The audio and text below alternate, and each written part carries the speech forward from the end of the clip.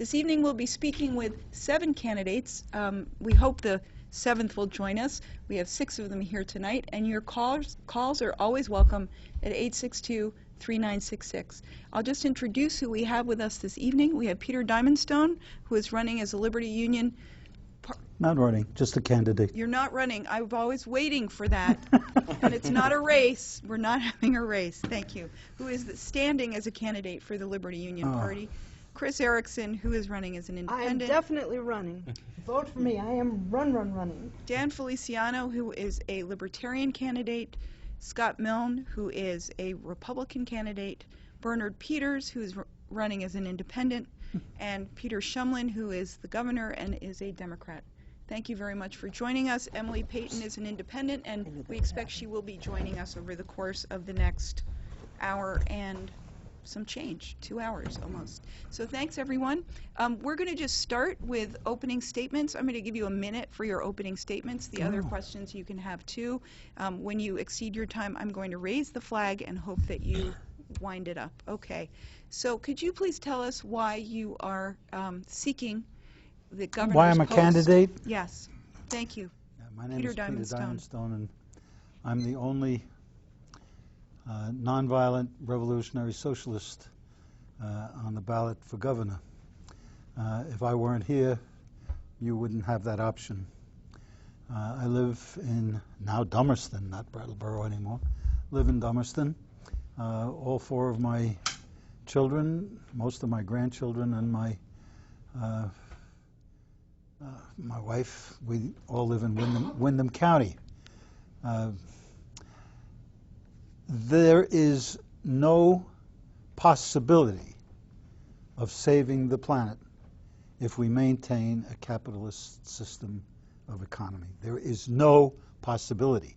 It is wasteful, it is destructive, and it encourages people to buy more garbage even though they don't need it. All right, it makes it's a for-profit system, destructive. And that's why you're running. No, I'm not running. That's why you're a candidate. Thank you. Cris Ericson. Yes, when I was a child, Vermont was the Garden of Eden. I'm here to protest the F-35 strike fighter jets. They're designed to be dual capable to carry nuclear weapons. They do not belong in a neighborhood with families, and Peter Shumlin shouldn't be forcing families out of neighborhoods, forcing them to move. F-35 strike fighter jets do not belong in Chittenden County next to the Burlington Airport. I'm here to protest the building of a natural gas pipeline underneath Lake Champlain. There is no way to build a pipeline underneath Lake Champlain without stirring up all the water, while simultaneously 1/3 of Vermonters are drawing their drinking water from Lake Champlain. And if Peter Shumlin insists on destroying the drinking water quality of Vermont, either he's stupid, he's got a brain like Swiss cheese full of holes, or he's evil and he should have an exorcism. Thank you very much, Cris. Dan Feliciano. Hi, I'm a father, I'm a husband, I'm a veteran. I have 3 young children. I'm running for the governor of Vermont because I want to ensure that my family can grow, thrive here, and live here. I'm focused on stopping the single-payer healthcare system, cutting spending, reducing property taxes, and ensuring that all families can have school choice by expanding school choice throughout the state. So those are the primary tenets of why I'm running for governor. Thank you. Thank you very much. Scott Milne. Thank you very much. My name is Scott Milne. I am a Republican candidate for governor, and I guess I'm looking at this camera. Yes. I am looking forward to meeting many more Vermonters over the next several days leading up to our election on November 4th. I'm in the election, A, because I think I have a good chance of winning. B, I really believe in my heart that Vermont needs more balance. We need less of a Montpelier-centric sort of arrogance, and I don't mean that in a mean way, but just we have this Montpelier-centric arrogance that things need to come from Montpelier, and I think that's something that needs to change. And I'm looking forward to spending time with you tonight. Thank you very much. Thank you very much. Bernard Peters, opening statement. Yes, I'm Bernard Peters, and I'm running as an independent. They always say if you're not happy with the way things are going, get involved. and I'm getting involved. With all due respect to both parties, I'd like to see an independent in office. Somebody that they can't say, well, I can't work with him because he's a Democrat. I can't work with him because he's a Republican. And the squabbling that's going on, I mean, I would be favorable of listening to both sides, bring things forward. We're for the people. We're getting away from the idea of for the people. A lot of politicians keep forgetting that their bosses are the taxpayers and the regular people. It's not the other way around. We need more transparency. We need to know what's going on. People who are informed have a lot better chance of making decisions, doing things for themselves, and help things like the economy and everything else if they're not regulated right to death. Thank you. Thank you very much. Governor Shumlin. Thank you, and thank you to CCTV for hosting this debate. It's been a huge privilege to serve as your governor for the past 4 years. We've made some real progress. We've balanced 4 consecutive budgets without raising income taxes, sales taxes, rooms and meals taxes. We've passed the 2 largest transportation budgets in the state's history, which has allowed us to repave and rebuild crumbling roads and infrastructure. We've helped get health care costs under control, ensured that we've built out renewable energy, quadrupling the number of solar panels in the state, creating jobs while we fight climate change. And we've also, in my view, done some things other states don't dare do, making clear that Vermonters should know what's in their food by labeling GMOs, ensuring that we lead the nation in moving away from our dependence on fossil fuels, and so many other things that are helping us grow jobs and economic opportunity. That's why we have one of the lowest unemployment rates in America right now. It's been a pleasure to serve. If you'll give me 2 more years, we'll continue the good work that we've begun to ensure that our kids can prosper in this state and that we can grow jobs and incomes for hardworking Vermonters. Thank you very much. So we have a question from the outside world. Good evening. Do you have a question for the candidates? Yes, thank you for taking my call. My question is for all the candidates. In Washington, we have obvious dysfunction, and we have a split party system down there with a Democratic president, a Democratic Senate, and a Republican House. In Vermont, we have 3-party rule, which basically is Democrat, Democrat, Democrat. Washington is being blamed for failing when 2 out of the 3 bodies involved are represented by the same party. In Vermont, we have the same issue. We have failure. We have failure with the healthcare system and many other things. How would each candidate address that and stop blaming each other's party? Thank you. Thank you very much. Cris, could you start with that, please? Yes, we have government of the corporations, by the corporations, and for the corporations. The corporations could care less which party gets elected because they give donations to both major parties. Now, the corporations are in control of all the media. For example, television, newspapers, and radio. Now, in my case, I've been excluded from all but 2 governor candidate debates. This is the 2nd governor candidate debate I've been invited to, and you won't see me again because I've been excluded.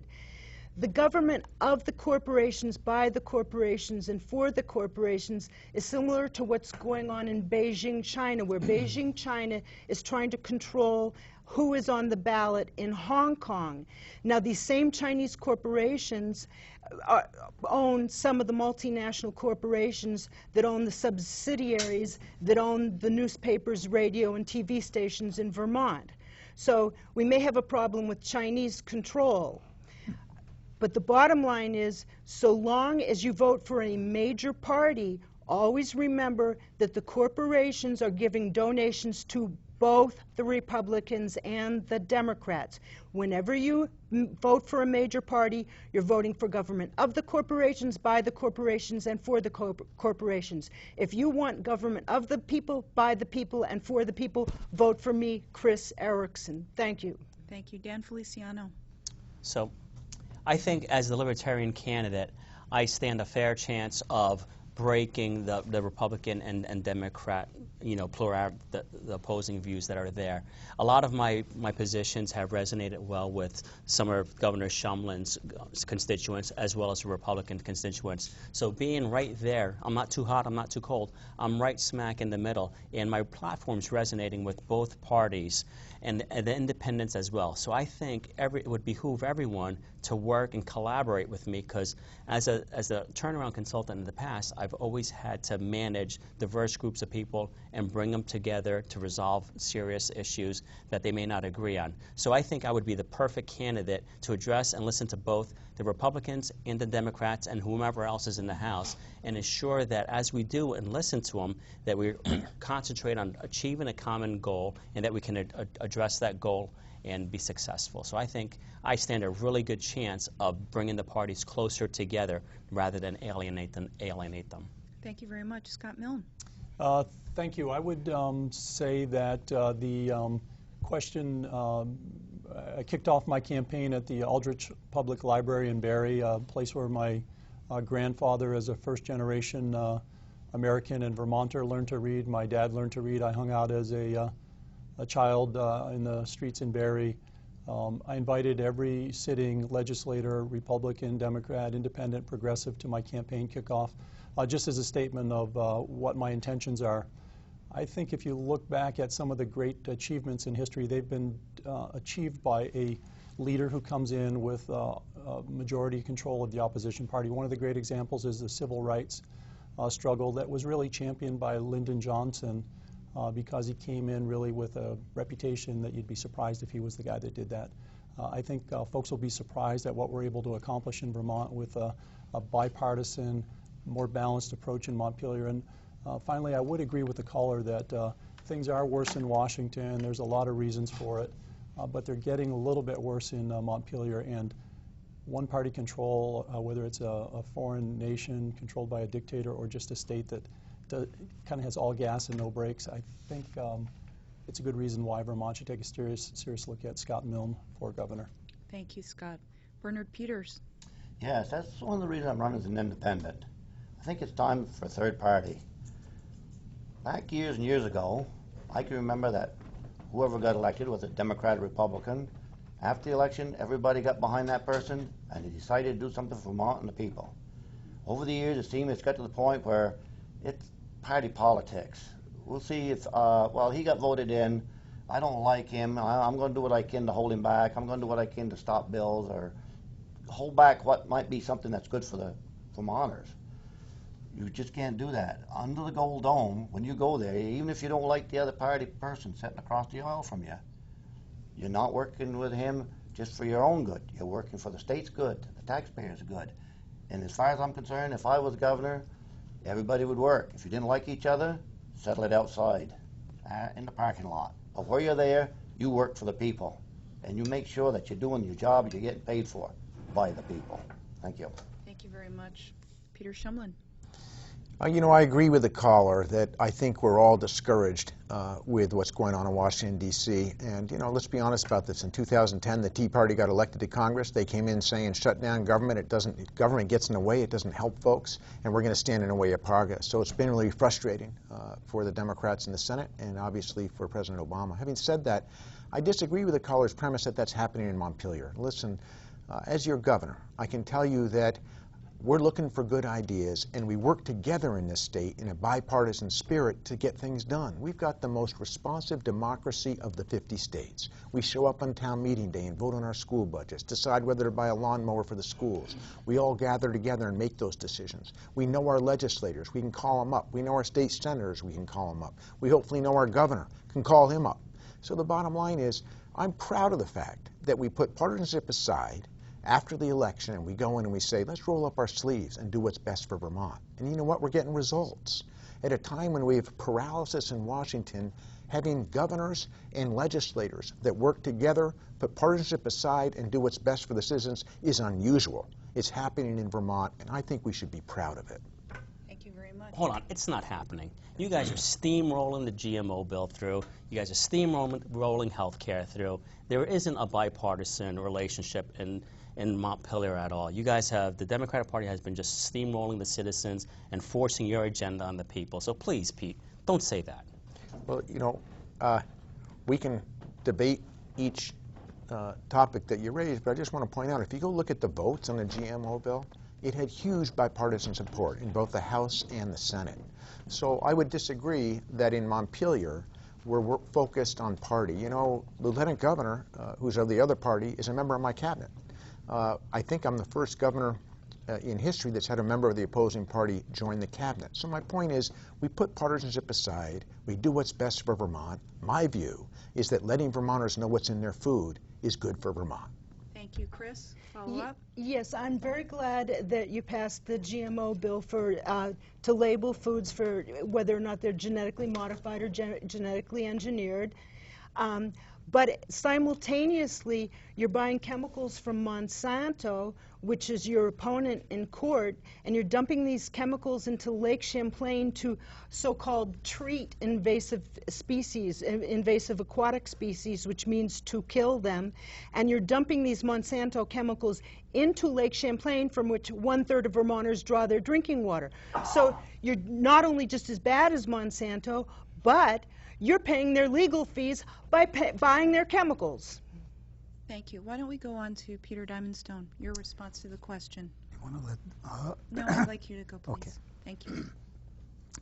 First of all, nice hat. Thank you. Second of all, I'm a candidate of a major party, and so I have some reservation about your address to the evils of major parties.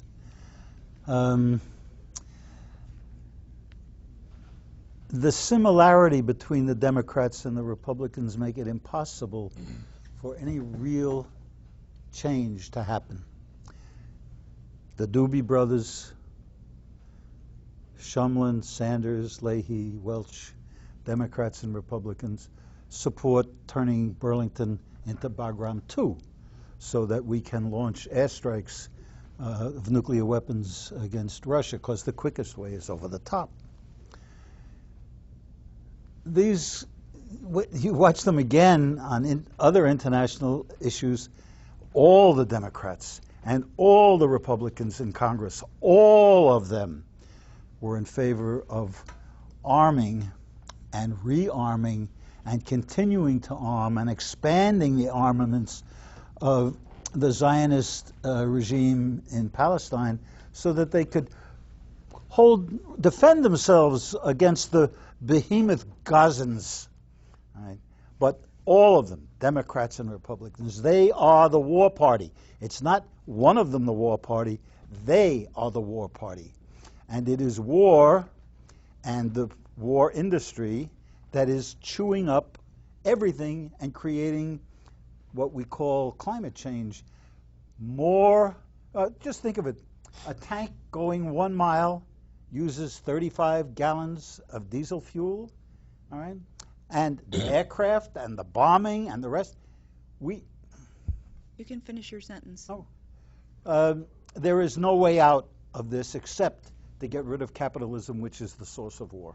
Thank you very much. Emily Peyton has just joined us. She's running as an independent. Welcome, Emily. Thank you very much. Sorry to be late. That's fine. Could you just give us 1 minute on why you are a candidate for governor? Well, I'm a candidate because I have found solutions through research, solutions to our political problems, and I want to put them forward to the people so they can consider them. I don't think protesting really serves as a purpose, but solutions really excite me. So my platform has developed numbers of economic solutions and numbers of environmental solutions, and campaigning is how I bring them forth. Thank you very much. So this next question is about the state budget, and before I ask it, I just want to remind our viewers, feel free to call us at 862-3966 if you have a question for the candidates, the people who are running for governor. I practice the vocabulary, and then here's the moment, and I don't have it. The budget of the state of Vermont is projected to be perhaps $100 million in the whole, and all of the state agencies and departments have been asked to cut budgets or propose 5% cuts at the least. What would your approach be, starting with you, Dan, on balancing the budget and meeting the needs of the people in the state and the financial needs of the people in the state as well? Right, so I'm a firm believer that we can cut spending. That happens to be my background, cutting spending in both private and public sector organizations, being like the Department of Defense, the state of Ohio, and other cities. So I would look at the budget and immediately start addressing the financials and understanding what agencies are needed, what agencies aren't needed, and from there, it would only take 90 days to understand, for me to understand using a methodology I've used in the past, to understand where we can start reducing waste, reducing costs, and then consolidating organizations. So we can get rid of some organizations. We can start with reducing the cost of health care of inmates, which is the second highest in the country. I believe energy efficiency is better done by another agency. We can cut energy, we can cut that organization. We can scrap Vermont Health Connect, I think, and move on to the exchange. That's another cost that's estimated to be $26 to $36 million a year. So as we go through, we can start systematically identifying these things, but there's some immediate things that we do immediately. I would, day one, get a team together and sit down with the numbers, everyone on my staff, and say we're not leaving until we can take 5 to 10% of this budget, or at least understand what are the first 2, 3, 4 things we can cut immediately, because I think that's the biggest problem that we have right now, is we need to immediately cut spending, and then we can focus on growth concurrently. Thank you very much. Scott Milne, your approach to balancing the budget. Sure. I would, first of all, say that one of the great things about democracy is a smooth transition of power from one governor to another. So I know Peter has directed his people to put together a plan to either cut departments or across the board 5% reductions. I take a serious look at that and see what makes sense about it. But I think it's important to step back and realize why we have this problem. Peter, as President Pro Tem of the Senate, overrode a veto of Jim Douglas's budget 5 years ago. And Jim Douglas, I think, predicted correctly that we were headed here. Not only did we override that veto with Democrat majorities in both houses, but we've had 3 years, now going on 4 years, of rate of spending being 2 or 3 times the rate of growth of the economy. So the road that's led us here is, I think, the call for a new governor. How we get out of this, I think we do have to seriously look at what programs and what expenses can be cut. Another fact, I think, that is irrefutable is that there's 1,200 less people working in the private sector today than when Peter Shumlin took office, or on August 1st than when Peter Shumlin took office. Yet there's about 1,200 more people working for there's 800 more people working for the government. So we have a net job loss of 400, yet 1,200 of them are people that are paying taxes. 800 are people that are being paid for by taxpayers. So that's how we got here, and we need to reverse that trend as we go forward. We've got a big problem, but it's caused by the behavior of our governor and our legislature over the last 4 years. That's what we need to change. How would you reverse that trend? We need to very clearly not have spending increase at a rate greater than the appetite for the economy to support it. I have a very strong proposal, which is not a soundbite 2-year, it's going to be all perfect in 2 years, but using our education system, which is clearly one of the only things that Ira Allen specifically talked about in the Vermont Constitution as a guarantee to citizens, great education. If you look in the 19th century in Vermont, Justin Morrill, arguably one of the education leaders in the whole country, was a Vermonter from Stratford. I think we need to build our future on what we built our past on, which is revitalizing our education. I've got a program for free college or vocational VOTEC training for all Vermonters, and I think it's going to really be a game changer for Vermont, and I'd invite other people to join me in taking a serious look at it. Thank you. Bernard Peters, how would you approach balancing the state's budget? Well, first of all, I think what hurt some of the budget was somebody made a mistake in the adding. They started out spending money that they thought they had, but they didn't have. We spent money on other things out of state that didn't show nothing for it, health care, and we should be getting that money back. If you want somebody to do a job for you and they don't produce that job, then they better give you back the money because they haven't produced what they said they were going to. Not only that, we have, I would presume, an awful lot of waste if you look really, really close. Not only that, and there's people that need help, everybody needs a little help. But our system of helping some people is being taken advantage of. I know people that 4th generation on the system. They know the system better than the state people know the system. They should be working for them. They know every loophole there is. There's a lot of money going to some people that really, really don't deserve it, and there's others that need it who can't get it. We have to go and we have to look at other ways. We have to get some businesses in. Businesses are leaving the state. You're not going to have a good budget if you don't have people working paying taxes or businesses paying taxes. And you've got to look at the, well, it's got to be education. That's a very expensive thing. We have some schools up home that are educating the children at $5,000 roughly less than the average anywhere else. Instead of wondering why we should be doing consolidation, maybe we should be looking at how they save. You multiply $4,000 or $5,000 by every student in the state of Vermont, that's an awful lot of money. And it's just going to take a lot of work from everybody. It's going to take some penny pinching, but I think we can bring it around. Thank you very much. Governor Shumlin, how do you propose to balance the budget this year? Well, you know, I guess I'm the only one at this table who's actually had to balance budgets, 4 of them, without raising taxes on Vermonters, and I'm proud of the way that we have balanced without saying to Vermonters, hey, you know, we're going to raise your income taxes, we're going to raise your sales taxes, we're going to raise your rooms and meals taxes. So I've done it, and I'll do it again, and I do it responsibly.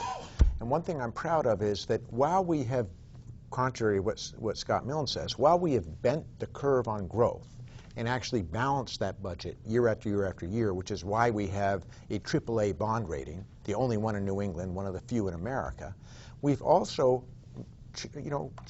made priority choices that really matter to Vermont. What are they? We've literally reduced the number of decrepit bridges. When I came on, we had 22% of our bridges were decrepit. They're now down to 12%. We're moving in the right direction. We had 34% of our roads that were in decrepit shape. We've reduced that to 22%. We're heading in the right direction. Biggest paving budget in the history of the state, as many of you have seen this summer as you've driven around. In addition, we've made choices. For example, when I said the biggest threat to our quality of life is opiate and heroin, OxyContin addiction, we prioritized. We built out treatment centers. We changed the way we prosecute folks who are suffering from this addiction and from this disease. We put boots on the ground to help us fight a tremendous epidemic in Vermont. So my point is, you got to be a responsible manager. That's why, as a business person who has had to grow businesses here, make the budget balance, we've had real success bringing those techniques and those practices to state government. But what I can tell you is we've done it 4 times, we'll do it a 5th, we'll do it responsibly, and we'll maintain Vermont's quality of life and take care of our most vulnerable while we do it. Thank you very much. Emily Peyton. There's a number of things that I would do. I would start by asking governmental workers who earn more than $65,000 a year to take a 15% cut voluntarily, and as well for $100,000 above to take a 25% cut voluntarily. And then I would look at making marijuana legal to grow, which is different than legal to sell. But the reason why we shouldn't be using any monies to prosecute or to persecute or to hunt down people who are growing. And the reason why it would be better to make it legal to grow for a year is because then people who are buying it on the market, who might get tainted marijuana and other dangers with buying it from out of state, would be reduced because they'd be more apt to grow their own. And then we need to look at whether our prison system is being overinflated with costs, and we have better ways to integrate and encourage and reward better behaviors in people. Lastly, when we're talking about roads and so forth, when we're building, too many of those people aren't from Vermont, so we need to be contracting within Vermont. So making sure that when we are building out our roads, building out our bridges, if we need to train Vermonters to do it, because then the money is circulating within the state. Oh, there's one other thing we need to do. Mm-hmm. This is be a really difficult sell within government, which is to consolidate the VITA, VSAC, all these, the Vermont Bond Bank. They are drawing, I think, in the neighborhood of $23 million a year just in salaries, and we could consolidate them under one roof and save at least 16 million. And these are piecemeal things, but in general, our monetary policy needs to be focused on recycling money within the state. I just came from you're going to raise the, there's a lot to be said here. We'll talk about the state bank if we have a moment. Could we just let other folks answer, and then if you have a follow-up, that would be fine. Peter Diamondstone, balancing the budget? There is, in my view, no way that based on the current system of taxation, we can meet the needs of Vermont. Right now, we are piggybacked to a federal system built with loopholes for the rich. We could, without separation, though I stand for separation for secession, without secession, we could stop dovetailing our income tax to the federal tax that has all those built-in benefits for the wealthy. For example, how much Social Security tax do you think the wealthy pay on their earnings in the stock market, or the dividends, or interest on their bonds? None. There's 13% sitting out that the wealthy don't pay. Why aren't they paying it? Because the federal income tax doesn't make it happen. We could make it happen without just decoupling ourselves from the federal government and taxing the rich where they aren't taxed now. And there are other places, other loopholes that we could look into as well. The other thing is, I'm not so much interested. I mean, I agree with Emily about those places where things could be cut, but we really need to be looking at spending more, not less. And when I say spending more, I'm talking about an industry. We should have, in a socialized healthcare system, we should have the factory, the industry that produces the pharmaceuticals. And we should have them that produce the non-pharmaceuticals, the illegals, so that, now my libertarian side comes in, so that people can get whatever they want, but they can get it from a government source, not off the street. The thing that we want to stop with illegal drugs is private enterprise. And the only way to do that is to turn it into government enterprise, a socialized industry. I see it coming. Thank you very much. Cris Ericson, balancing the budget in Vermont. Definitely make marijuana legal and tax it. Oh. Colorado's been very successful with that. I have one friend on Facebook who works as a tour guide. They have tour buses and they have chauffeur-driven tours. And with the tour guides, they take the out-of-state people that fly in to try the marijuana, and they guide them around and, you know, take them everywhere, and then take them up on the mountain to enjoy being high. It's an incredible industry. It's a fabulous industry in Colorado now, and they do it so that everybody's nice and safe with all these tour guides, so the people trying the marijuana are you know, taken care of. Another thing I would do is build rest areas all over the state of Vermont. There's a company that builds what they call tiny houses, and I would make tiny stores, and I would only allow the state of Vermont to lease the tiny stores at the new rest areas to companies in Vermont that make 100% Vermont-made products. That way tourists could have a lot more fun sightseeing, driving around, seeing the fall foliage, seeing the mountains, and then stopping at another little rest area with a bunch of little tiny stores, a petting zoo with all the different farm animals, and just make it a lot more fun to drive around Vermont with more rest areas. Also, I would stop building large schools. That's got to stop. We're wasting all that gas. We're putting all those fumes in the air with buses driving 45 minutes here and there. It's not healthy for children. They don't even have seat belts in the buses. That's ridiculous to bus children to schools long distance. If a teacher is a certified teacher, she should be able to take in 6 children, you know, get together with the parents and decide which parents want to put their kids with which certified teacher, let them teach school in their home, or rent a shop, a small storefront in town. My time's up. Thank you. Thank you very much. We'll get to your question in a moment. Bernard had a follow-up. Yes, Mr. Shumlin, you said you didn't raise taxes. Last year, the fuel and gas tax was raised. there's been a lot of these surcharges and fees, like registration going up, extra fees. Wouldn't you think that a fee or surcharge, isn't that a tax? Absolutely. But I didn't say they didn't raise taxes. I said very specifically we didn't raise income taxes, sales taxes, and rooms and meals taxes to balance the state's budget. We did raise the gas tax. It was the right thing to do, even though none of us want to pay gas taxes, for the simple reason that had we not raised the gas tax, we would have given up $20 million of federal match funds that have helped us rebuild our roads and bridges this summer and last. So I got to tell you, no one likes gas taxes. The reason we had bipartisan support for it in the legislature, Republicans and Democrats, was because we would have given up millions, tens of millions of dollars of federal funds that have allowed us to begin to rebuild our infrastructure that's been neglected for so many years. So tough choice, the right choice. Absolutely, it's a tax increase. Bernard, did you have a quizzical look on your face? Yes. That money that you received, was that for 1 year, or was it more than 1 year when you said that you raised the tax, you could get the federal dollars? It's more than 1 year. It's ongoing every year. So most of the federal money is 80% fed for highways, as you know, because you built the transportation. Yes. You worked at transportation for years and you did it very well. Yeah. But 80% federal, 20% state. If you don't come up with your state match, you don't get your federal dollars.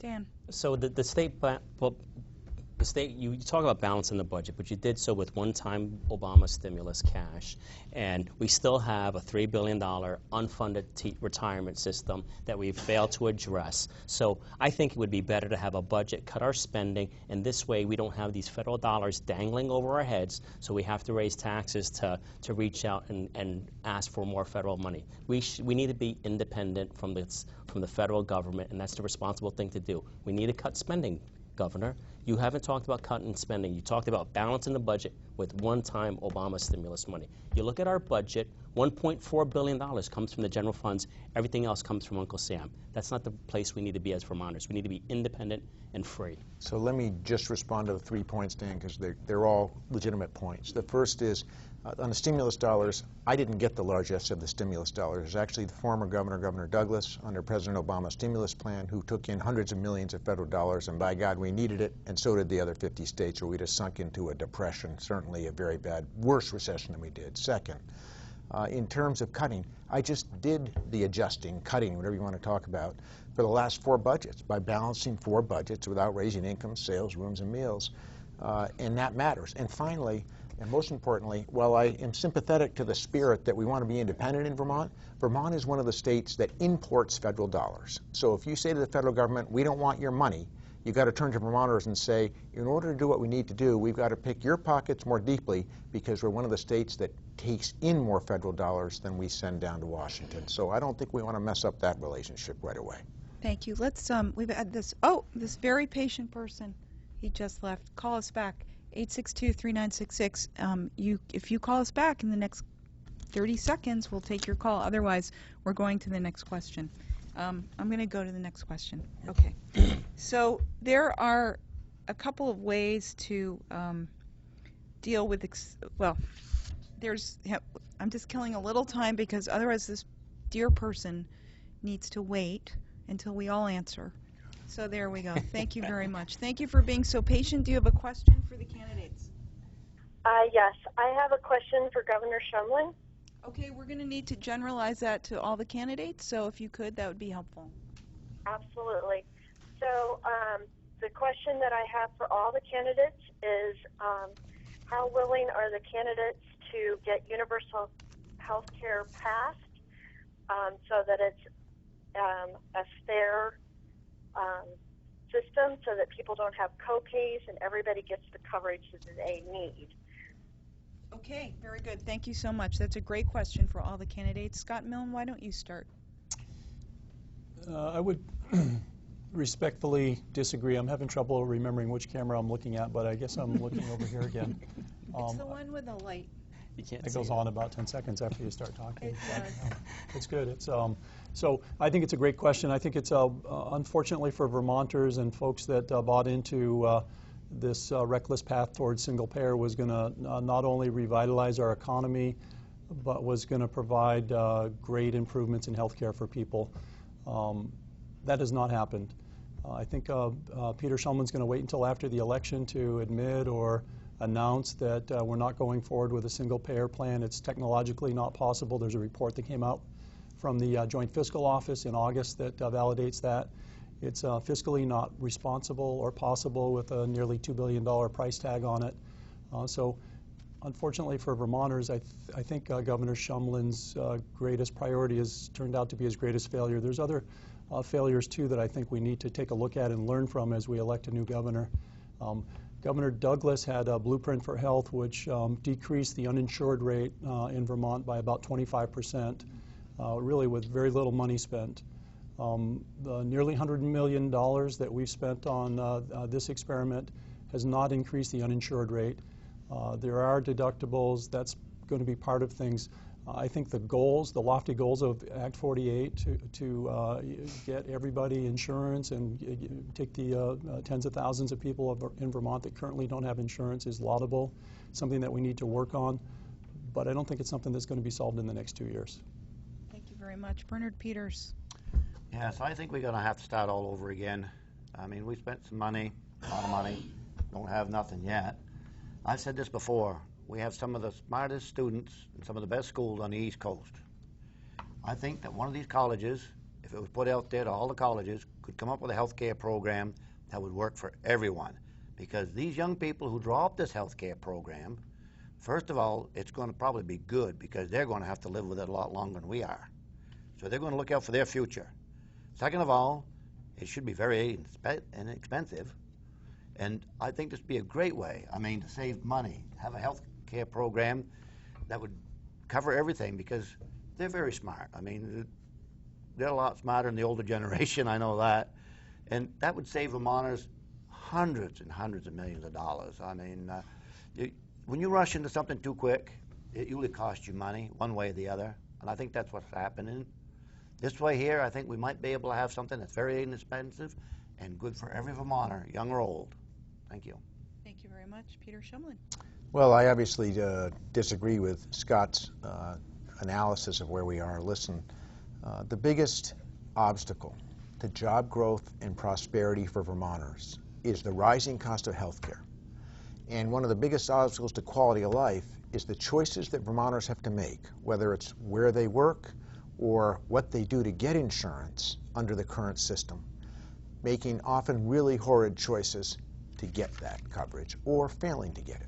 So this is why I am so committed to doing two things. One, moving to a system that spends less money for better outcomes. In other words, moving from a fee-for-service, quantity-driven system, which is how we pay for health care now, to one that pays for quality. Second, moving to a system where every Vermonter has health care because they're a resident of the state of Vermont, not because of where they work, how wealthy or how poor they might be, which, by the way, is how the entire rest of the world deals with health care, except for us in this country.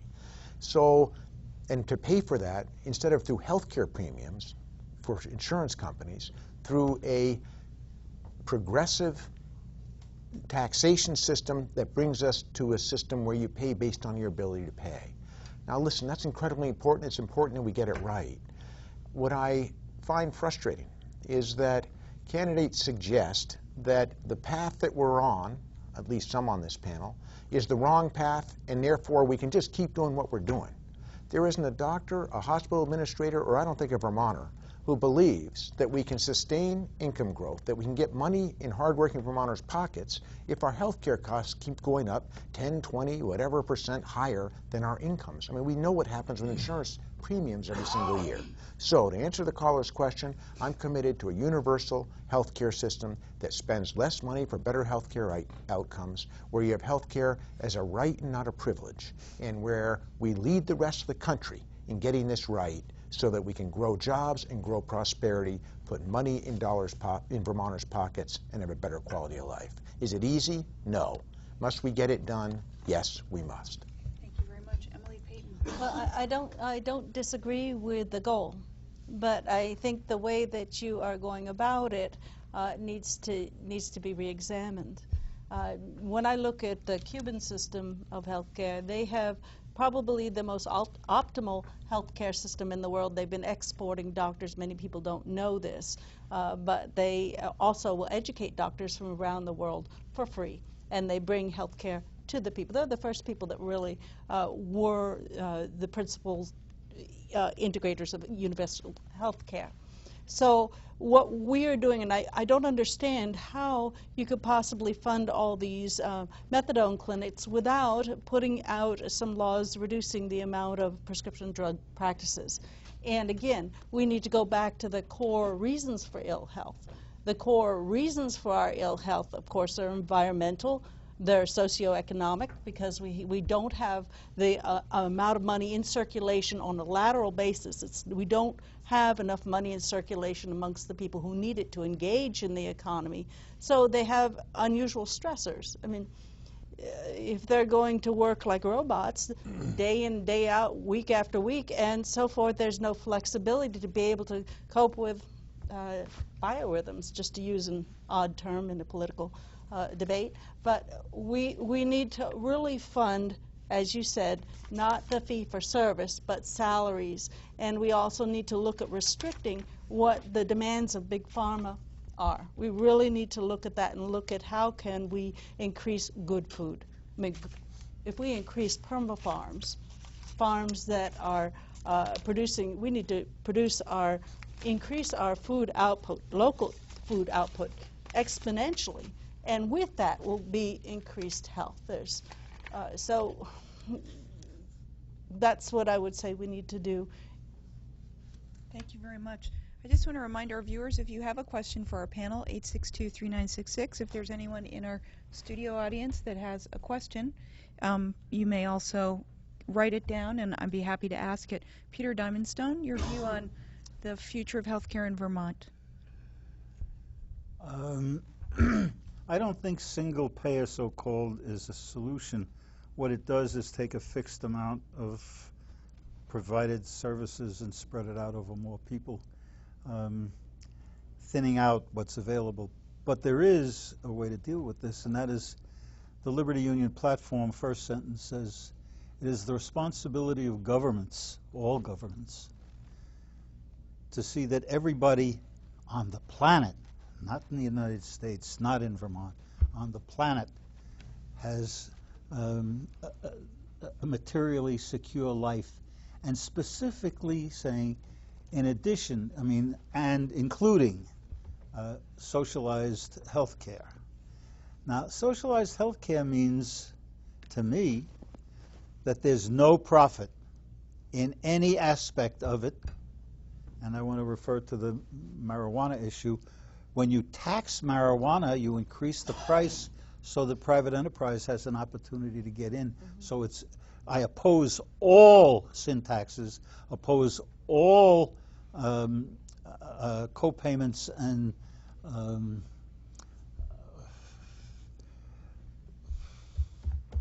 deductibles. What? Deductibles. Deductibles, thank you. I need a lot of help in my old age, more than you think. We need to be looking at eliminating profit in everything, because it is the most wasteful form of ripping off both the planet, and you look at, we've mentioned a couple of things that under the pipeline under the lake, the expenditure on weapons. That's the biggest industry in our country, right? Is arms production. So we have to end profit, because that's ripping off people and the planet, and we can't afford to do that, because that's not good for our health. Thank you very much. Cris Ericson. Yes, Peter, first of all, I'd like to point out that marijuana is not a sin. You mentioned a sin tax. Marijuana is not a sin. Please refer to your Holy Bible, Old Testament, Genesis. God gave us every seed-bearing plant. It's not a sin. Okay, now as to health care, the United States Constitution, we the people of the United States, in order to form a more perfect union, establish justice, ensure domestic tranquility, provide for the common defense, and promote the general welfare. The general welfare certainly includes health care. Now, I'm not interested in health insurance run by the government. What I would like to see the state of Vermont do is do what many other states have done, and first of all, pass a law saying that we have a right to a referendum vote. We have a right to go around and get a petition together and put something on the statewide ballot for a referendum vote. We need to have a referendum vote on what % of people's income they are willing to pay for a tax to support government-run health care clinics. No insurance, no middlemen. Government-run hospitals, no insurance, no middlemen. And if you're wealthy and you can afford insurance, you should be able to buy health care insurance from anyone, anywhere in the United States, from any company in the United States. There should be no monopoly. Thank you very much. Just let's have Dan answer, and then if you have a follow-up, Emily, be happy to take it. Sure. So Governor Shumlin said that the rise in health care costs is the #1 job growth issue in the state. Not from the people I've been talking to. It's taxes, it's property taxes, and it's Act 250. Health care is further down the list. When Governor Shumlin talks about health care, he's talking about a huge tax increase. He himself said, we're going to reduce the health care costs, but we're going to have a more progressive tax. So I don't understand what that means if it's going to be cost neutral or if we're saving money if we're talking about having to raise more taxes to provide health care. In addition to that, his team just went out to try to get a waiver to scoop in all the Medicare benefits that people have already earned and are entitled to and move it into the single-payer health care system. I do not support a single-payer health care system. I support a free market approach where we open up the marketplace to more insurance companies that can compete on price, and I support working with healthcare organizations to help them reduce the cost of chronic illness and disease, which I've repeatedly said are 75% of the total cost of healthcare. So in a nutshell, I do not support the single healthcare payer system. I think there's alternatives to having cheaper, less expensive health care because it's going to only result in more taxes, and it's going to result in the government deciding what kind of products and insurance we can have because it becomes a line item budget. Just like we had a $31 million rescission now, there'll be another rescission in the future. What about the question of health access? People by law have access to health care. No hospital can turn away a patient, so people have access to health care. So Emily had a follow-up. Peter, Emily? What I wanted to say is that I have doctors in my family, and I will say that the doctors are extremely frustrated by the billing system, the demands of the insurance system, and I want to support what Cris said about the referendum. Because I believe that our government is really antiquated. We have means to integrate the people's decisions much more with our internet, and we should have a referendum, and it should go back to the people. But I want to say that nobody will be happier than the doctors and nurses themselves if we can simplify and get the horrendous job of billing and insurance demands simplified and out of the way, because they're leaving the profession because of it. Can I just correct one thing? Yes, you may. Sure. Let's just have Peter and then you. Thank you. The one thing that none of the others have addressed is the making of profit off of our illness, off our trauma. Now, you referred to profit because you want profit makers to be dealing it. There could be nothing more wasteful than private enterprise in the so-called healthcare system. Nothing could be more destructive, more wasteful than to pay somebody profit for your illness, for your disease, for your trauma. Nothing could be more wasteful. Gotta get private out of it from the beginning. I mentioned earlier in the system of drug production, but that's not the only area, right? They should all be producing for no profit, because profit is simply the rip-off of the workers and the planet. Well, it means that there's an incentive for people to keep people sick. Yeah. So that doesn't mean that people don't work for a good income. People who are, bona fide doctors and nurses. It just means that you don't have an incentive to keep people sick, make people sick, or designate new diagnoses. That's the big pharma. Right. I mean, that's their goal, is to make us sick. Thank you so much. Governor Shumlin? I'm not going to there are some facts floating around this conversation that miss the mark a little. I'm not going to try and correct all of them, but I think it's really important to correct one thing respectfully that Dan just said. We are not trying in any way to change the way that Medicare recipients in Vermont receive their Medicare. They will continue to have Medicare just like they do right now if you're over 65. The only difference is that 65-year-olds will also get a Green Mountain health care card, which they may use if they choose, if their Medicare policy doesn't cover something. So it's really important to know that. Now, Dan is correct that we've applied for a waiver for Medicare. It's called an all-payer waiver, which was just granted to the state of Maryland, that allows us to change the way we reimburse health care for everybody in Vermont, moving from a system that rewards quantity to one that pays for quality. But it will have absolutely no effect on the benefits or the health care that Medicare recipients receive. In fact, what we're trying to do instead is create Medicare for all Vermonters, not take people's Medicare away from them for those who are lucky enough to have it. Thank you very much. Can I move on to the next question? No. Green Mountain Care, the document says that you have control of health care and all the benefits associated with it. Go to my website, danfeliciano.com. I'll gladly post the materials, and you could read it for yourself about what is in play here, okay? Thank you. Thank you. Very, very good. Nice, succinct. Thank you. Good evening. Do you have a question for the candidates? Yes, I have a question for Governor Shumlin. Can I just interrupt you? I just need to interrupt you. I'm going to interrupt you. You need to address this question to all of the candidates. Okay, sure. Thank you. Sure. To all candidates, recently financials were disclosed by candidates running for governor. And, for example, Governor Shumlin didn't release his capital gains or his income for 2012.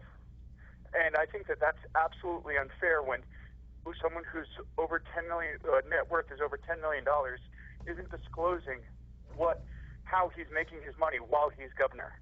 My first question is, A, why aren't you disclosing your full financials? B, then that can go to everybody. B, when we see the donations that are coming in, Governor Shumlin is the only one with donations from corporations. Scott Milne has had 0 donations from corporations. What are you going to get? And what are you going to offer the corporations that have now given you all of these donations? And C, you took advantage of a person named Jeremy Dodge last year. What is your, by having him enter into a contractual relationship where he was taking advantage of having to possibly sell his house to you, and he was mentally handicapped. What is your agenda with the mentally handicapped in Vermont? Okay, so it sounds actually like that is a question for the governor only, so why don't you just address it and we'll move on to the next questions. Sure. I disclosed in my income tax in 2010, 2012, and 2014 exactly what I always disclose, and it does include my capital gains just like every other Vermonter. What I think is relevant here is I travel around the state as much as anybody and perhaps more than most. And when I go up and have conversations with Vermonters, which I love to do, that's where I get the information that really helps me govern. I've never had a Vermonter turn to me and say, "Hey, Governor, you know, I really want to know about your income taxes." In fact, what they say to me instead is, "Governor, I'm really concerned about what you're going to do about my income taxes. I'm really concerned about what you're going to do to help me get more money, to grow jobs, economic opportunity." So I disclose what I've always disclosed. I do it every election year. I'm proud of being transparent about the fact that I've had success in business in Vermont. Every penny I've made right here in the state of Vermont. As a Vermonter, I'm proud of that. But most importantly, I've yet to have a Vermonter turn to me and say, "Hey, Gov, you know, I really wish that you'd, give me your income tax return every week."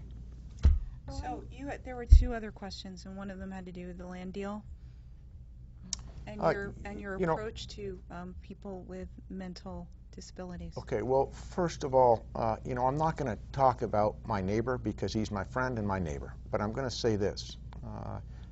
Jeremy is a friend of mine. He is not mentally challenged or disabled.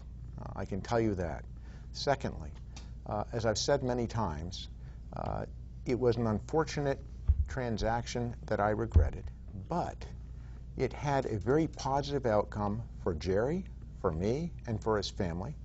And I'm glad to have a neighbor that is my friend, my neighbor, and for whom things have worked out in a very positive way. Again, I'm not going to talk about his personal life. I'm not going to talk about his family's personal life, except to say we're friends, we're neighbors, and I'm glad things turned out as they did. Thank you. So Cris had a follow-up, and then Emily. Yes, I think Peter Shumlin said that property taxes have gone down in Vermont. I find that bizarre. I don't believe I I said live in that. Chester, Vermont, and everybody complains about the property taxes going higher. And my own property taxes, even though I qualify for property tax adjustment, I had to pay twice this year what I paid in the previous year, double. Thank you. Emily? I wondered if we could turn this question sort of into money in politics problem, which I think is a big problem, and I don't think Citizens United is the only way to address it. And I've called for inclusive debates like this one, and I think we ought to have expanded debates that have questions from the community so we deal with each issue. And I think it's really important to have open public debates that the press can't limit, because then as we do that, we will have more quality candidates stepping forward, more ideas on the table. So money in politics, which I think was the backbone of the question, would be addressed from opening up the public debates. The press could cover them or not, but the people could have access to the transcripts, the video feed or the audio feed, and I think that's really an important tool that we have to restoring the democracy back to the people and away from this sort of corporate influence.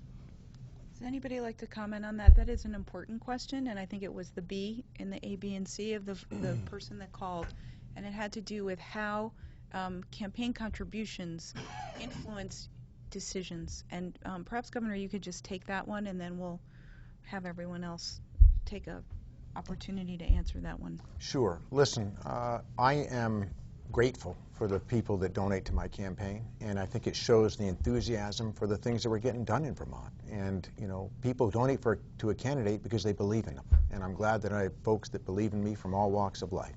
Having said that, I don't believe that Vermont is a place where when we get campaign contributions, our candidates then go out and do exactly what their donors want. I don't pay any attention to who donates to my campaign beyond appreciating the support. What I do as governor is make the very best decisions for Vermonters that are going to help us have a better quality of life, grow jobs, and grow economic opportunity.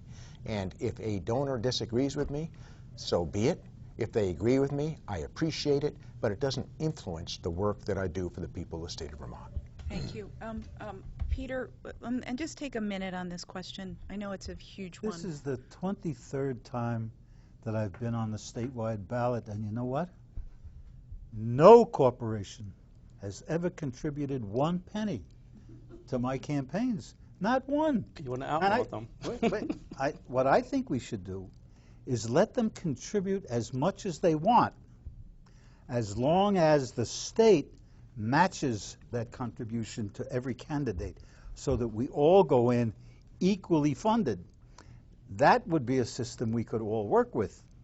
But I'm not sure that the capitalists would enjoy that because we'd have to tax them additionally to pay for it. And taxing them we should. We have decided through the Supreme Court that they are people and they have human rights, civil rights, just like the rest of us. Well, they should be paying individual tax rates. IBM in the state of Vermont should be paying tax rate just like you and me, and that would close them down. Thank you very much. Cris, your view on campaign financing and its impact on politics. 1 minute, please. I'm deeply opposed to the corporate control of the United States of America. It's easier to, it's more clear to explain how it happens in U.S. Congress. Vermont is so lacking in transparency that it's hard to follow the money trail in Vermont. Plus, Peter Shumlin takes so many vacations We don't know if Vermont Gas Systems, which is a Canadian company, may be paying for some of his, vacations or dropping off bags of money where he's on vacation. International Paper in New York is an international corporation. International Corporation is merging with Unisource, which is owned by a private equity firm, Bain Capital, which means that the people owning the private equity firm are the one percenters, the mega wealthy. So if they get away with building a natural gas pipeline underneath Lake Champlain and destroying the drinking water for Vermonters, they're going to become even more wealthy. So Okay, thank you very much. Dan?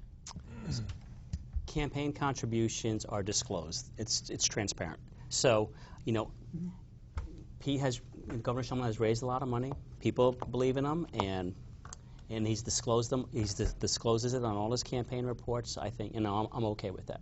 I do full disclosure on my reports just like everyone else, and it's the way the system works right now, and I'm fine with it. And are you concerned about the influence of campaign donors on political decision-making? Well, you can look at who's donated. Those records are there forever, and you can see if the law has been tilted in their way. So I'm sure there's people out there monitoring that closely, saying that the people have been influenced. So I think I'm not really that concerned about it. Thank you very much. Scott Milne?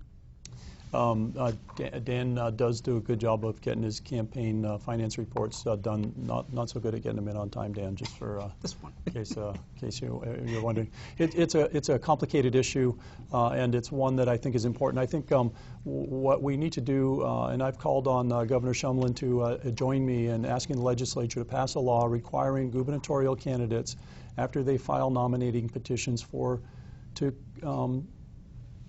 reveal their money and their assets and their capital gains on a manner that's similar to what's expected of people running for Congress or the U.S. Senate. I released information in a complete detail for 2013 and 2012. Peter Shumlin came into office promising, I believe, amongst other things, that it was going to be the most transparent administration in history. I would challenge him to live up to that and do what I asked for of him, and what Vermonters, I hope, are going to join me in asking for him is to completely let us know where his money is coming from. And as long as we know, then it's fine. I wish I was getting more money from corporations. If you have a corporation and you're watching, I'd love to get some money from you, and I'll fully disclose it. I do think as we look forward, it's not a joking matter. We need to take a look at serious campaign finance reform that's not an Incumbency Protection Act. It's complicated, but it's something that I would welcome a nonpartisan look at with legislators after January. Thank you very much. Bernard? Yes, this is one of the things that bothers me some, because I'm running as a Vermont candidate for the Vermont people for Vermont office. The key word here is Vermont. Any contributions that I would receive, I would believe should come from Vermonters, because that's who I'm going to represent. When you start getting money from outside of Vermont, from people that a corporation very influential, and they got a lot of pull. Most of the time when somebody puts a lot of money or does a lot of favors for you, they're not looking out for a Vermonter's wallet. They're looking out for their wallet. And when they put this money in here, I do believe that there's the old saying, there's an owe me somewhere along the line. May not be everybody, but I think there's an owe me there somewhere. I would like to see that everybody started out, possibly be done by the state, everybody gets X number of dollars to spend as you want. When that money is gone, it is gone. You don't borrow from your brother, your sister, or Joe Blow down the street. And that way there, everybody would be equal. The money would be from in-state, doing in-state politics like it should be done. Because if you're taking money from outside the state to run for Vermont office, it's kind of hard for me to believe that you're really looking out for Vermonters. All right, thank you very much. Let's take this next question. Can I say one more thing real quick? No, we're going to just move on. We have a lot of subjects to cover, and we only have less than a half hour. You have a question? Please ask the candidates. Am I on? You are so on. Okay, I'm going to address this to all the candidates, and it's in reference to health care, and in particular the single-payer health care plan. So we asked But that question already, so ask it. We may not spend a lot of time answering But what I want, my point is how do we control the health care expenses Okay. incurred when the Fletcher Allen has all the specialists. You have a lot of community health centers and so on, and private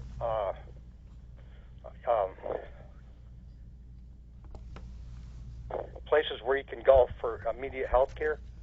But the bottom line is, if you have to go see a specialist, you have to go to the Fletcher Allen, and there's all the specialists, whether it's orthopedics or cancer or whatever. The Fletcher Allen is going to charge what they charge. My point is, we keep talking about we're going to lower the price, we're going to lower the price. Well, how are we going to lower the price if the Fletcher Allen controls all the rates? And the other thing is, I've talked to a person that had a local business on Plain Street, and he said that he was told that he was going to have to pay $128 per employee if he's got a small business and he's trying to keep and run a business, and then he has to turn around and pay $128 and doesn't know if they're going to stay and work for him. So bottom line is, how do we keep the cost down at the Fletcher Allen? Okay, thank you very much. So that is actually not something anyone really addressed, which was cost containment. So perhaps, I think, Bernard, we start with you this round. Well, the cost is on everything right now. And you have a minute. The cost seems to be the bottom line on everything in healthcare so far. We've talked about the good points, bad points, up and downs, and cost seems to be the major thing that really I don't think anybody can really address and be positive that's how it's going to be and how we're going to settle it.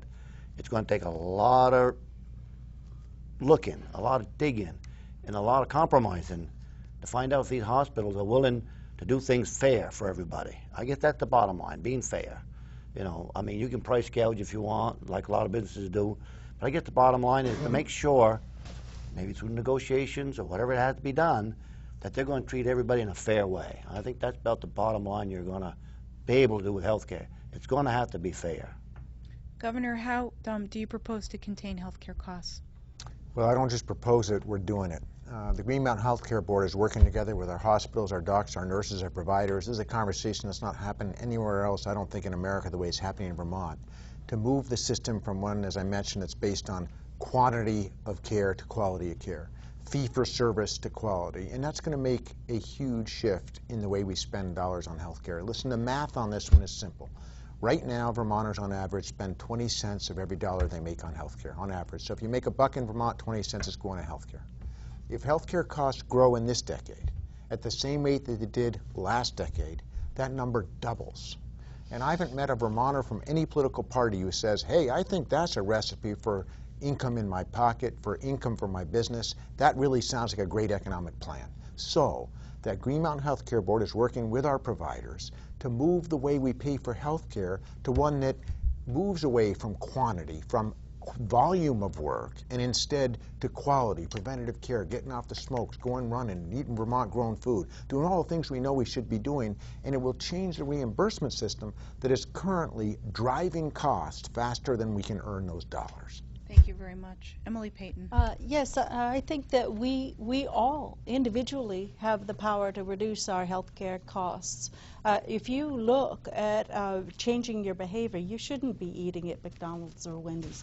You also should be looking at whether gluten is causing a lot of issues with how you think. You should be thinking about whether a much more vegetarian diet is better for you. It's certainly better for the planet. If we were all vegetarians, we wouldn't have the climate change issues that we have. You should be looking at the things that you can do for yourself instead of externalizing the authority always to a specialist that's going to tell you something based on being outside your body. So I myself am changing a lot of what I do in order to take care of my body better, and I think we need to be much more encouraging of that as a government. How can we help people cook better? How can we help people? How can we make McDonald's and Wendy's and fast foods irrelevant? How can we encourage people to stop drinking soda and sugars and stuff, because their health will be better? Thank you very much. Peter Diamondstone. Yeah, reducing healthcare costs. You know, McDonald's has stopped using plastic coffee cups. They used to use them that had coffee cups that leached BPA into your food. But Fletcher, Allen, and what's the one over in New Hampshire? Dartmouth Hitchcock, and the one in Brattleboro, they still use plastics that leach BPA into your food. So where is this concern for our health? They certainly are not demonstrating it in the use of plastics. The other side of that is they certainly are not demonstrating it in their pushing of drugs. I mean, psychiatry has become, is it peace I feel or is it Prozac? And that's that much psychological help that's being offered. It's all go get your drugs and put more profits in big business. Thank you. Cris Ericson, your approach to curtailing healthcare costs.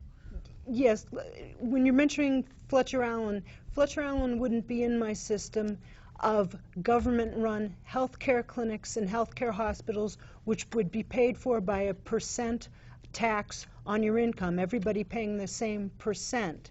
So with my plan, the doctors would be paid a salary, the nurses would be paid a salary, the equipment would be bought, but there would be no billing because you would already have been billed. You would have paid a percent of your tax. There wouldn't be any bills. Thank you very much. Dan Feliciano. So there's two sides of the cost equation. There's the insurance side, as I've been saying, what you pay for premiums, and then there's the healthcare delivery cost side of it.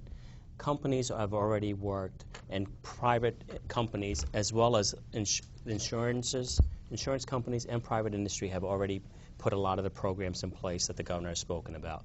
Where I work, we have wellness programs, and they go out of their way to incentivize you to make sure that you're healthy and you're living a healthy lifestyle. At the same time, the insurance companies have those same exact programs. My insurance company calls me, makes sure I'm taking care of myself, that I'm following my prescription, and that I'm following my health care protocols. So when you think about the health care cost of health care, 20% of health care costs is related to obesity and the comorbidities of obesity. So that's us. So we need to change our lifestyles and think about it. And that's one of the immediate benefits of the healthcare costs. But I think already the programs we're talking about, the wellness programs, the coordination of care, the incentives to follow up those programs exist today. And I think people are looking at it and already taking advantage of it. Where I work, people are walking, people are tracking their steps, people are living healthy lifestyles. Thank you very much. Scott Milne, how would you cut healthcare costs in Vermont? Thank you.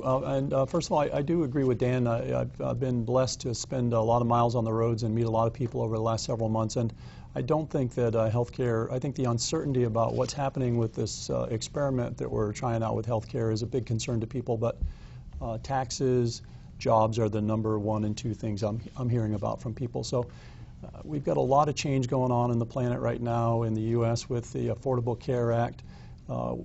I would argue that we kind of recklessly, without a plan of how much it was going to cost or who was going to pay for it or even how it was going to work, we put that on steroids with Peter Shumlin's plan. It's time to slow down, step back. Let's just work on 2015 on getting an exchange that works, whether the Optum exchange is going to blow up like the last one did and we have to go to the national exchange or buy a new one or do something. That's what we got to focus on in 2015. I do agree with Peter Shumlin that the move from cost per service or pay per service to pay for the overall good has been a very good development. It's something that we need to continue to work on. And for your part in that, I very clearly applaud you for that.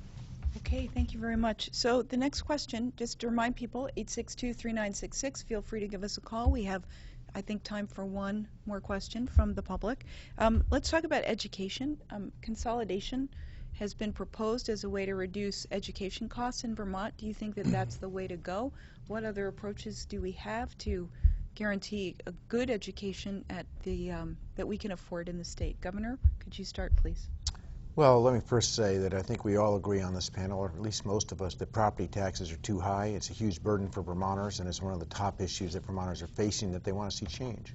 We have a spending problem in Vermont, and our challenge is that while we've seen our student count drop about 30,000 students in my lifetime in this state, and that's going to continue to drop, We've got more infrastructure, more teachers, staff, paras in our schools than we had when we had 30,000 more students. We also have a demographic shift going on.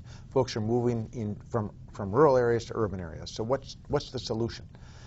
The solution is a couple of points that really matter. The first is I've got my Secretary of Education meeting with local school boards now, doing something that's never been done for them before in a partnership, where we bring in the data and we say, this is what you're paying now. This is what you'll be paying in 5 years based on what's going to happen with your student count. This is where you'll be in 10 years. And we want to partner with you to right-size the ship. You make the decisions locally, but we're going to give you the data that you need. Secondly, we're going to ask Montpelier to give you the money you need to make the decisions. So if you choose to consolidate, to right-size the ship, we will put construction aid from our capital bill for you as a priority to be able to make improvements to the facility that you're keeping so that you can move from the one that you're not.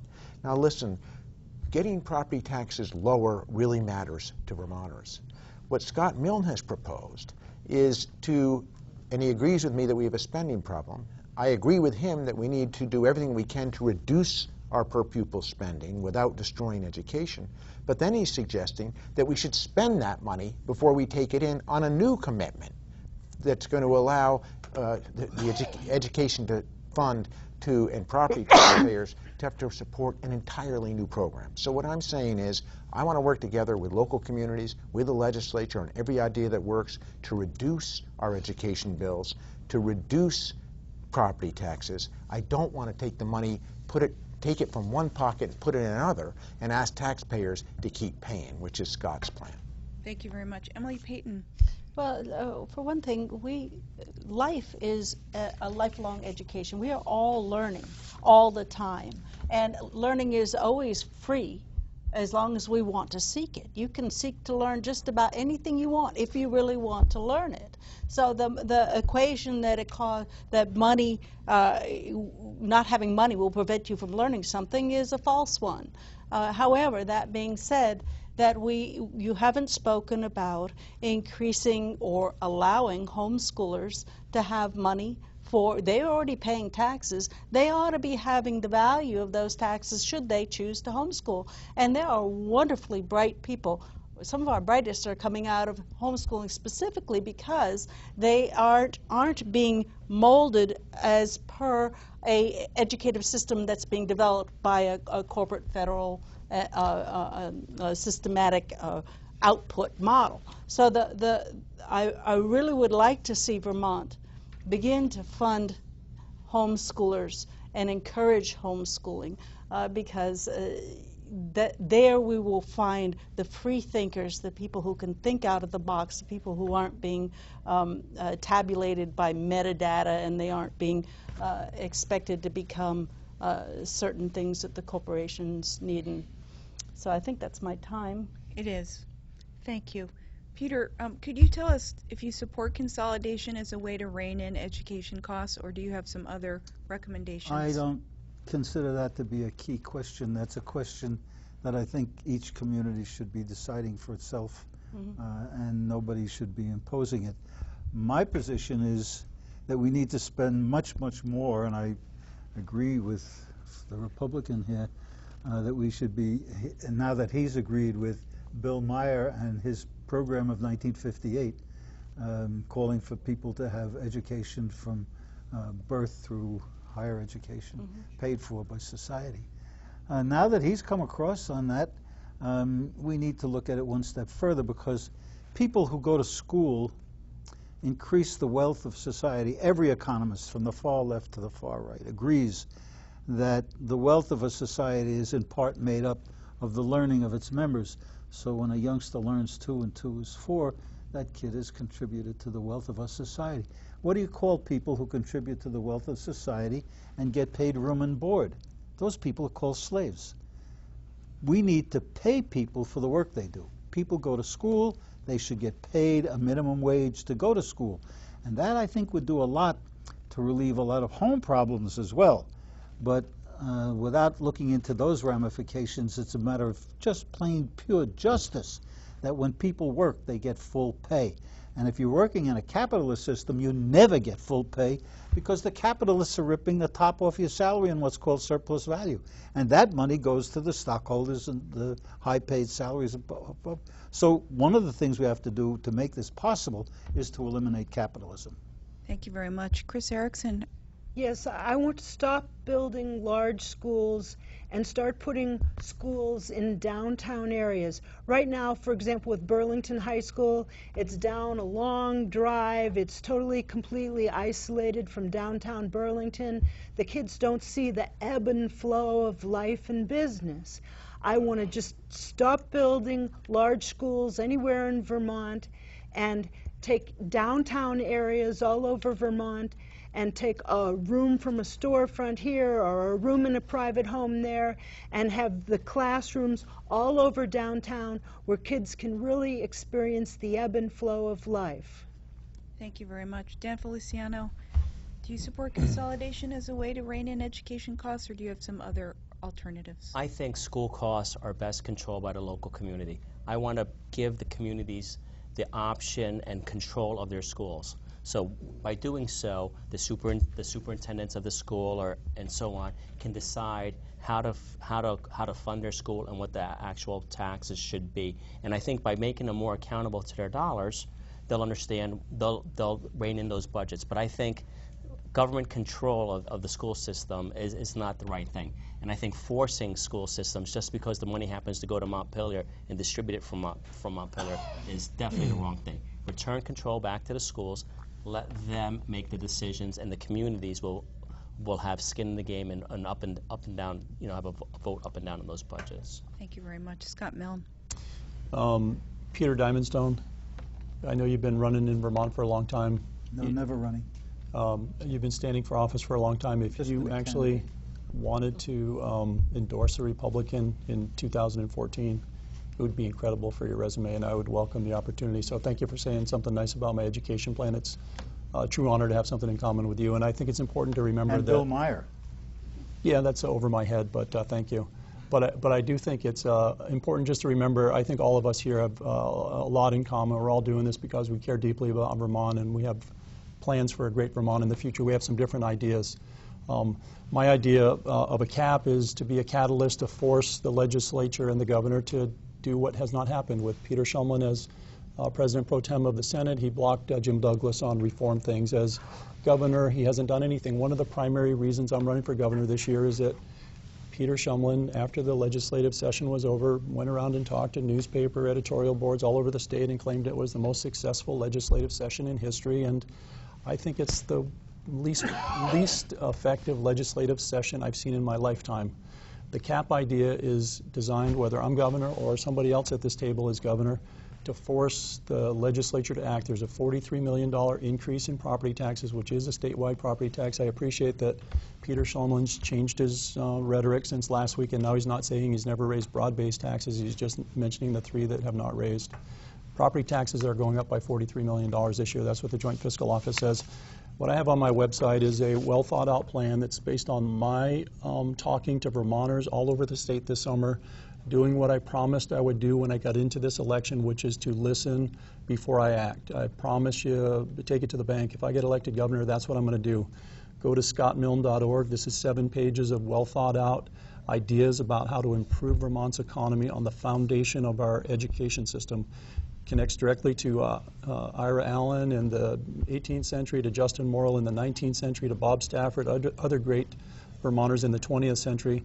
It'll take you a couple hours to read it if you go through the footnotes, but I think it'll educate you. And if I'm not in the governor's office, I hope it's something that we can seriously take a look at it as a state. It's going to encourage Vermonters to move to rural areas. It's going to encourage employers to come to Vermont. It's truly going to be a game changer for Vermont, even if you have to talk through a red flag once in a while to get a run-on sentence out. So thank you very much for smiling.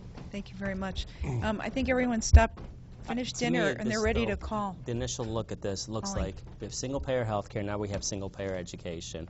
So, you know, I don't see where it saves any money, and that's the most immediate need we have right now. Is our spending is out of control, just as the governor said, and all of us basically have said here. Just to point out, my cap idea has been mischaracterized by everybody, including people that heard it 5 minutes before they started criticizing it. This idea does not cost any money. It encourages local and regional citizens to get engaged, to reduce costs at a regional level in exchange for free education. If rural areas are able to do that, I think we'll see migration to those rural areas. If they're not able to do it, it doesn't cost anything. It's all carrot, no stick. This fallacy that we're going to sit here and say everybody's going to decide to close schools on their own and do things on their own with no incentive, or because we give them a $20,000 grant to sit around at meetings for 6 months, is not going to happen. This is an idea that has some teeth in it, and I think it's going to be very interesting to pursue. I think it's an awesome plan. Thank you very much, Emma. Bernard, you did not have a chance to answer this question, did you? No. Please do. I think Mr. Shumlin brought up a very important point. The figures he had about student ratio compared to teacher ratio, this brings up a really important question. Is this part of the problem? Another one is, when we talk about education, how far do we go with education? Sometimes extra curriculum eats up an awful lot of taxpayers' dollars. Is this part of the problem? The other thing I think that's a problem is I think we have a lot of antiquated rules and regulations for the schools that haven't been looked over and updated for who knows how many years. Maybe if these rules are rearranged, looked over, brought up to date, we could get a better education for a lot less money. But sometimes things that aren't brought up to date and you keep going on the old system cost you money, a lot of money. So these are some of the questions that I think need to be asked before we take too big a jump. We might want to check some of this stuff out and see what it comes out to before we make big decisions on this. Thank you. We have 3 people with questions. We only have time for 1. Good evening. Do you have a question for the candidates? I do. It has to do with our practice here in Vermont of giving tax to income earners less than $90,000, which really in effect raises the school tax rate for everybody else. I'd like to know if anyone knows what the proportion is of our total school spending that goes to the rebates, and why don't we stop having rebates? Okay, thank you very much. Would anyone like to answer that? Scott? It's the same as with the healthcare system in Vermont. Part of the problem we have with healthcare is that there's this lack of appetite for doing tough work on the part of the governor and the legislature. So it's easy just to underfund Medicaid and state-funded sides of medicine so that private insurance rates go up. If you talk to health executives around the state, I get people that say between 25 and 35% of the cost of private insurance is essentially a cost shift from the governor and the government not paying things correctly. This year, as soon as we ran into trouble 3 weeks after the fiscal year started, we went Medicaid from getting a 1.5% increase, I think, to 0 increase. That's sort of what's down the road. Same thing we see with property taxes. 10 years ago, property taxes, with the income rebate and everything else, property taxes funded about 61% of our education system.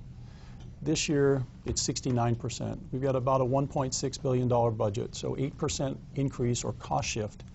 I think if you take 8% of 1.6 billion, that's $125, $128 million. So we've only been there 8 years of that, 10, so you don't get all the credit for it. But there's been 4 in the Senate and 4 in the governor's office. So you don't get all the credit. But just this year, that's a $128 million cost shift to the property tax because we don't have a legislature and a governor that wants to just really look people in the eye and say, we got to say no once in a while. We can't keep doing everything. So that's something that we need to work on, and I'm looking forward to working on it when I get there in January. Governor, would you like to respond? Well, to answer the questioner's question, right now we spend about $150, $160 million on income sensitivity in this state, and that's out of a over $1.1 billion education budget.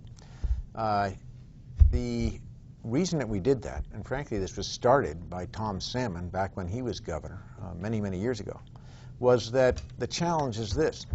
If you bought your house in Vermont 20 or 30 or 40 or 50 years ago and you paid, like my mom and dad, $6 grand for a farm, and your income hasn't changed, you suddenly had a whopping tax bill based upon the value of your home that didn't reflect your income, and it was particularly hard on seniors, disabled Vermonters, and other folks who were struggling to pay their bills. So what we did was we said, listen, let's make this state a place where if your income is below a certain level, and most of the income sensitivity goes to people who make below $50,000, not 90. You get very little up at 90. Let's make it possible for them to base their house, 2 acres, and their school tax on their ability to pay. That's the right thing to do. And it's kept many Vermonters in their homes when otherwise they would have had to sell their homes.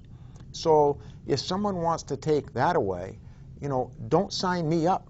I believe that's incredibly important to keep seniors, disabled, and lower-income Vermonters in a home. And I think home ownership is one of the most important things that Vermonters cherish. So let's be careful as we have frustration with property taxes, not to throw the baby out with the bathwater. Our challenge is we've got a spending problem in Vermont. We're spending over $17,000 a pupil.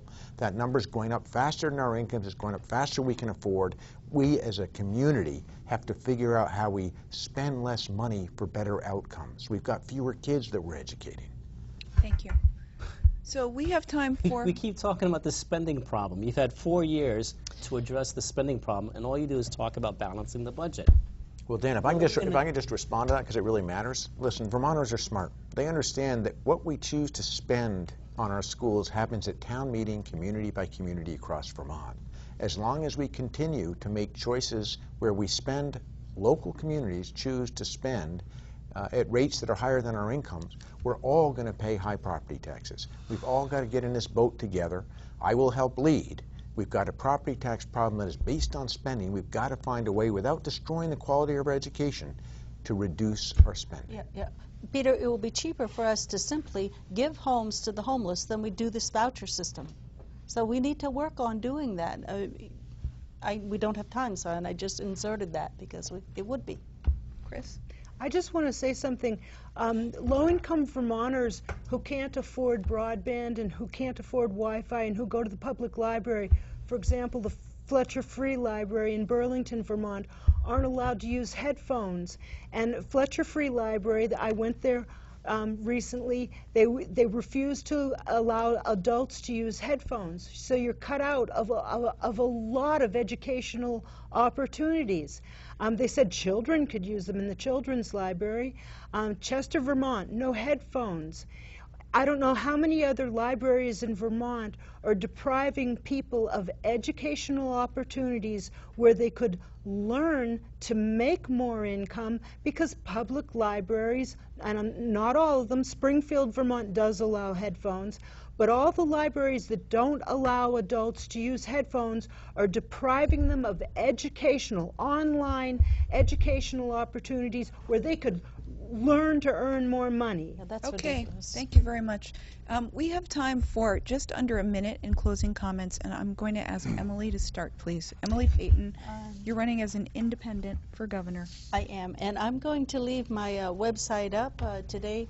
I spent time with one of our cameramen learning from a German person who's come over to tell us about a German public savings banks that have no owners, and why Germany is so stable because of that. So I'll be putting things up and leaving my website up for the policies, and anybody can partake of them. And I'm going to be working on creating a sustainable housing from Hempcrete after this. And it's been an honor to meet everybody. And I think that Vermont and everybody in the world is really going through an uplifting shift in consciousness, and I'm really very excited about the future. We've got a lot of bad stuff to dissolve and crumble away, but let us take heart and work together. And what's your website? EmilyPeyton.org. That's Peyton like Peyton Place or Walter Peyton. Sweetness. Thank you. Peter Diamondstone, running as a Liberty Union candidate. Not running, a Liberty Union candidate, Peter Diamondstone. Socialism cannot happen in one country at a time.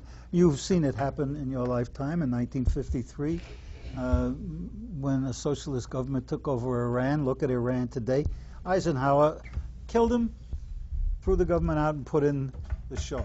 When we got 9/11 in Guatemala and We got Allende in Chile. Every time, and the revolution will not be televised when you talk about Chavez. It cannot happen because the powers of corporate capitalism in the United States, the black queen, if you will murder you, all right, and go to all lengths. Look at all that Castro has had to go through these years trying to defend himself. Well, that produces a polluted kind of socialism. Socialism is not equipped to deal with violence. Socialism is a system that works for cooperation rather than competition. Competition is destructive. Cooperation is self-building and so forth. So I'm talking about an international revolution of which you are a part, and as long as you keep voting for Democrats and Republicans and capitalists, you're going to get what you got. Thank you very much. Cris Ericson, just under a minute, please. Yes, I want you to go out and protest motorboats on Lake Champlain. 1/3 of Vermonters draw their drinking water from Lake Champlain. Motorboats drip drop by drop oil and gas which contain lead and pollute your drinking water. Go out and protest. I want you to protest every time the Fish and Wildlife dumps Monsanto chemicals under the guise of treating aquatic invasive species. They are poisoning your drinking water. I want you to protest. I want you to protest the idea of a pipeline for natural gas being run underneath Lake Champlain, because there is no way to build it without it polluting the lake, from which 1/3 of Vermonters draw their drinking water. And if you look in the news nationwide, natural gas pipelines are in the news year in and out for pipe bursts, pipe leaks, pipe explosions, and your kids could get killed swimming in Lake Champlain. And I want you to go out and protest F-35 strike fighter jets, because they're designed to be dual capable to carry nuclear bombs, and we've got to stop nuclear proliferation. Thank you. Thank you very much. Cris Ericson is running as an independent. Dan Feliciano running as a Libertarian. Your closing comments, please. So I want to reiterate, I'm a father, I'm a husband, and I'm a veteran. I have 3 young children that live in the state of Vermont. I'm interested in protecting your rights and your choices. If you're looking to have the ability to choose your doctor, choose your health plan, and choose the services that you want from your providers and payers, I'm the guy to vote for you. I'm against the single-payer healthcare system that is going to increase the cost of healthcare and not reduce it and lead to the single biggest tax increase in Vermont state history. I will reduce spending. I've already mentioned and outlined several ideas that I have to immediately reduce spending and bring down our costs. I will reduce our property taxes and ensure that we have school choice. So if you're looking for a person that has experience in doing those things, working in healthcare, working with insurance companies, working with providers, I'm that person. If you're looking for someone who has experience in cutting spending, I'm that person. If you're looking for someone who wants to improve the education system, I'm that person, because I have skin in the game. My family's here. Thank you very much, Dan. We also have Scott Milne, who's running as a Republican. Closing comments, please. Sure. Thank you. I want to thank panelists again for another robust dialogue, and thank you very much. My name's Scott Milne. I'm a third-generation Vermonter. I'm running really because I'm of a strong belief that we need a more balanced government in Montpelier. The background I bring to this, I've got a family that's been here for generations. I count amongst my greatest blessings that my parents and my children are amongst my greatest friends in life. I also run a small business and know what that's like to employ people. We have about 70 employees in our company. I like to think that they're all my friends. I'd love to be elected governor. Would expand my friend pool perhaps to 630,000 people, many of whom would not agree with everything that I'm doing.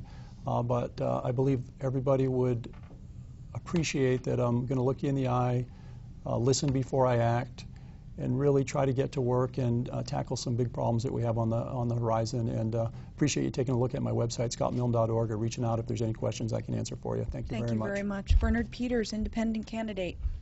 Yes, I'd like you to vote for me on November 4th, because I'm back to the old saying, I'm a working person with common sense, I know what it's like to be at the bottom. I know what it's like when you couldn't make a budget fit. Because somebody in Montpelier said, well, it's only a few $100s extra in taxes. It don't mean that much. When you're at the bottom, it means a lot. It means, do you have enough? Where are you going to cut? It really hurts. And we got to have somebody in there that's been there, done that. And I'm that person. I mean, I've seen it at the point where, what do you do? How do you pay? There's no answers. Then somebody says, well, your property tax is only going to go up a couple of $100. That ain't that much. Well, when you don't have that couple of $100, it's a world of money. And I think you need somebody that's been there, done that. And I'm that person. Thank you very much, Bernard. Governor Peter Shumlin, running as a Democrat. Thank you, CCTV, for hosting this debate. I want to thank the 6 candidates here for having the courage to put their name on the ballot. It's been a huge privilege to serve as governor of the state of Vermont for the past 4 years. I originally ran for governor because I love this state. I had the pleasure of raising 2 extraordinary daughters here, of building 2 businesses here, and I've had great fortune as a Vermonter which I believe is the best place to work, to live, to raise a family. So I ran because I wanted more Vermonters to have the kind of opportunity that I've had. We're making real progress on job growth, on making this state a better place to live. I humbly ask for your vote on November 4th so that we can continue the work that we've begun to make Vermont a great place to run a business, to live, to make a living, and to get an education for our kids to grow and thrive. Thank you so much for this opportunity. It means a lot, and I ask for your vote. Thank you very much. Thanks to all of you, the candidates for Vermont Governor in 2014. Don't forget to join us at Channel 17 on November 4th for continuing election results, and we will have them live, and thanks for watching.